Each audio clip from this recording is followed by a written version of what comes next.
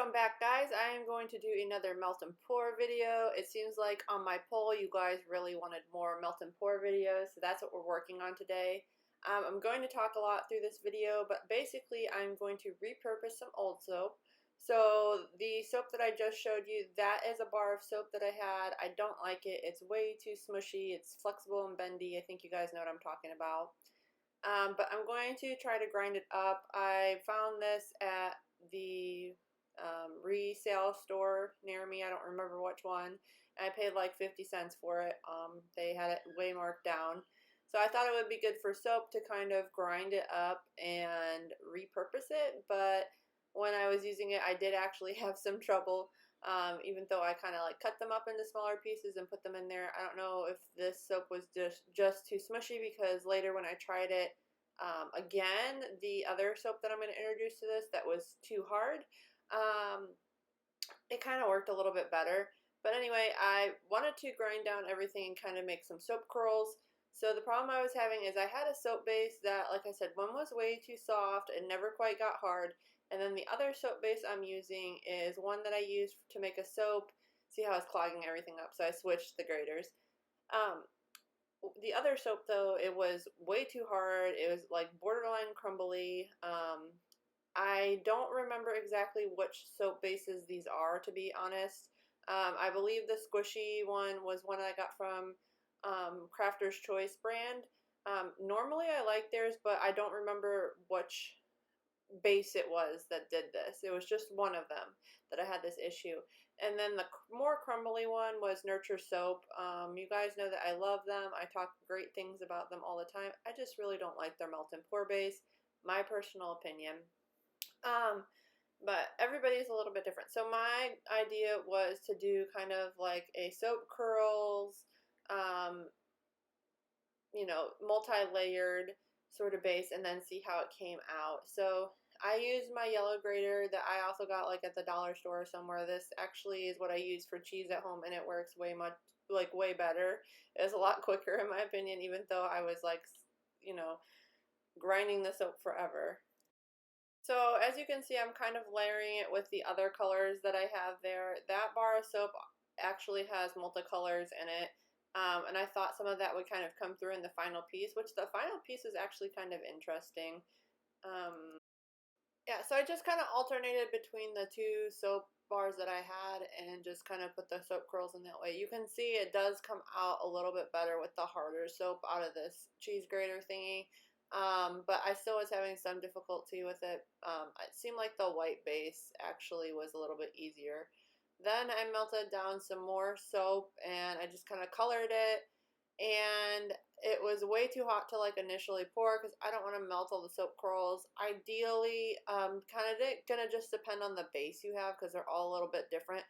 But I would say underneath 130 degrees is probably where you want to be at before you pour. If you can get it closer to about 110, I know some soap bases start to clump up a lot. Like you can see this one was really starting to clump up at 130. But if you can get it all the way down to about 110 without clumping up, that would be ideal for something like this because it's not going to melt the other soap that you have in there. And I had a little bit of melting when I poured it that hot because, like I said, this other base that I was using tend to have the consistency where it gets really hard and kind of almost crumbly. So you can kind of see that the soap didn't pour all the way down there, which was expected. So what I'm going to do is I'm going to start poking holes in it because, you know, this is soap curls, so it doesn't really need to have like a fresh, smooth line. We just want to get all the soap filled in there so that when we cut it, it's an actual solid block of soap. So basically I was poking the soap multiple times throughout. I poured several different layers of just a little bit of the soap at a time so that we can make sure that that soap gets all the way in there, and you'll kind of see that as I go through here. Also, as I was doing this, I realized I wanted to use only soap that I've used before. I didn't want to melt down anything that was entirely clean and fresh because this is just a total rebatch, repurpose soap to see if we can make a better, you know, either more appealing or, like I said, something that's not so smushy or so hard. I want something that's like a better consistency. So I just took the other bars of soap that I had and I started cutting those down too and then melting them and poking more holes as we went through each layer of this to just really make sure that, the soap was everywhere. I even cracked the sides a few times to break the seal so that the soap is flowing through onto the sides. I think after the second time I cracked the seal on the sides, I stopped doing that because I didn't want the soap to like bow out and have a weird, non-rectangular shape. That's also not super desirable. So keep that in mind too if you're doing something like this.